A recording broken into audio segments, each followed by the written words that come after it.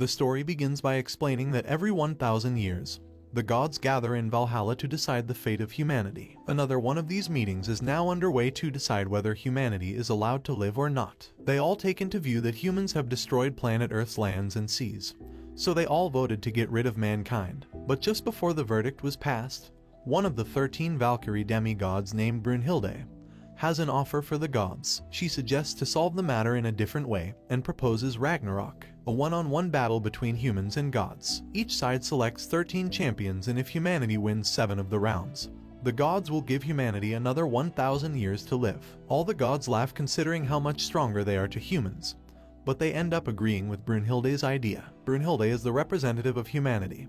She gets to choose 13 of the strongest humans out of the 7 million years of human history. Soon the great battle between humans and Ragnarok gods begins. The rules of the games are very simple. Humans and gods will fight until the last breath. The god represented in the first round is Thor, the god of thunder, the strongest Norse god. But even so, Brunhilde is still very confident with her human representative. She summons a famous Chinese warrior, an undefeated champion of human history. His name is Lu Bu. The first round begins, and they both approach each other without knowing how the other opponent will attack. Thor and Lu Bu have similar fighting styles, and they are the ones known to be able to defeat their opponents with a single blow. They both strike, and Thor uses the Thor hammer attack, and Lu Bu uses the halberd to withstand it. Then suddenly Thor activates the divine lightning power, where he tilts his whole body backwards, after using the attack, making everyone believe he was going to win. Lu Bu suddenly emerges from the fog, injuring Thor. The gods are shocked that a human weapon could even injure a god. But it turns out that before the match began, the 13 Valkyrie demigods all gathered together to create weapons for the representatives of humanity.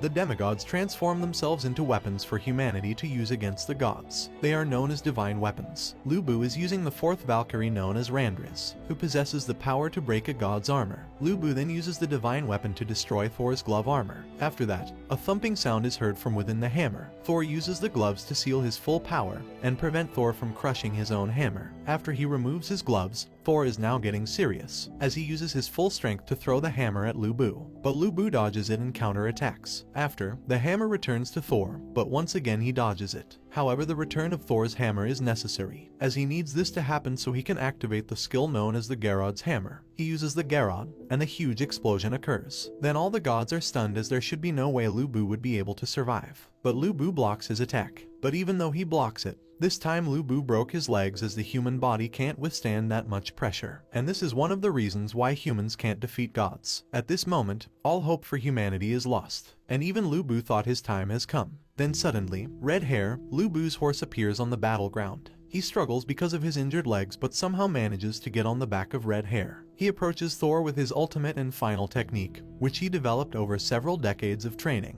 The crowd are cheering for Lu Bu as he goes in for his final attack called the Sky Piercer, while Thor throws the hammer with all his might. But Lu Bu's power is unmatched against a god, and Thor is shown victorious. However, even after being defeated, Lu Bu is still happy of the outcome because he finally challenged a worthy opponent. His army charge onto the battlefield and scream out at Thor to end them so they can reunite with their lord Lu Bu, now that he's gone. So Thor answers their wishes and they all get wiped out by the hammer. And now mankind is one step closer to extinction. Brunhilde, the representative of humanity, decides to summon the next human, who has a special code next to their name. This will be the champion in the second round. As he appears, all mankind recognize exactly who it is. He's the one who hates the gods the most throughout human history. It's the one and only original ancestor of mankind, Adam. Adam's opponent is Zeus, who is the god of gods. They didn't expect such a powerful god to participate in the second round, since the original opponent for Adam was meant to be the Indian god Shiva.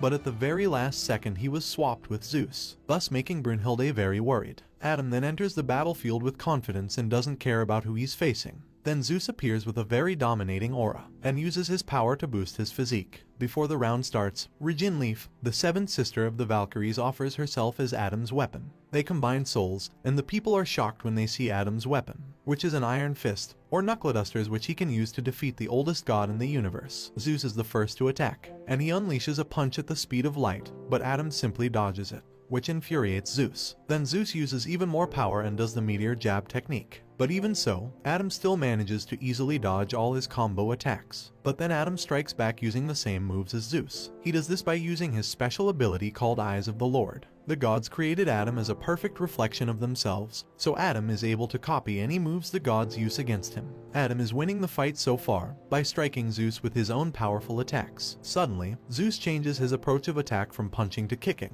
He uses the kick against Adam, but Adam once again dodges this and uses this move to knock down Zeus. Zeus starts to get angry and uses his final attack, something he learned from his father when he was a young god, which is to stop time entirely, and we see that everything stops moving. This is the divine power which defies all the laws of time.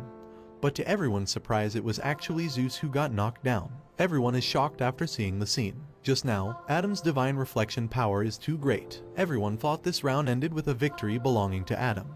And while humanity were rejoicing, Zeus all of a sudden stands back up, but in anger. Zeus starts getting serious, as for the first time in millions of years, someone has forced Zeus to bring out his final form, known as Adamas, but this form is limited as he can only be in it for 12 minutes. Zeus actively attacks, but Adam uses Eye of the Lord to copy him in this form, and uses Zeus's power to counter-attack. It looks like Adam is going to be the winner, but Adam's eyes are starting to get overheated, because he's using the Eye of the Lord skill for too long. And for Zeus, every strike he does while in this final form carries an enormous amount of power. So Zeus is also having a hard time, because his body is starting to reach its limit of endurance. The spectator Loki notifies everyone that this is now a battle of time, to see whose power will run out first. After delivering another punch, Adam's eyes are now completely blind. Taking this opportunity, Zeus counter-attacks his power. Adam tries his best to defend because he couldn't see anything, and Adam takes a massive hit from Zeus. While all of humanity is in despair, a voice calls out to Adam.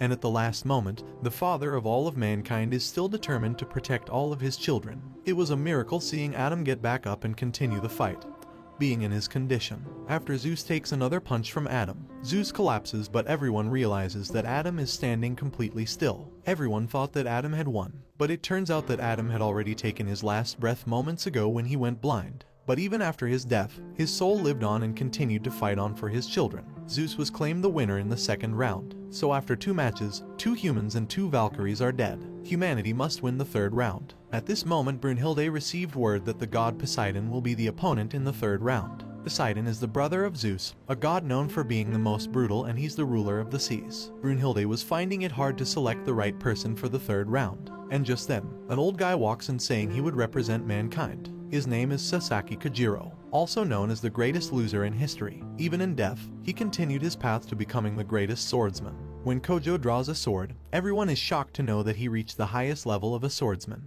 He's the number 1 under the sun. The match began, but both of them are just standing still. Kojiro is wielding Mono Hoshizo, the divine weapon formed by the Valkyrie Volund, the second sister of the Valkyries. Poseidon wasn't even looking at Kojiro, because he considers himself far more superior than him.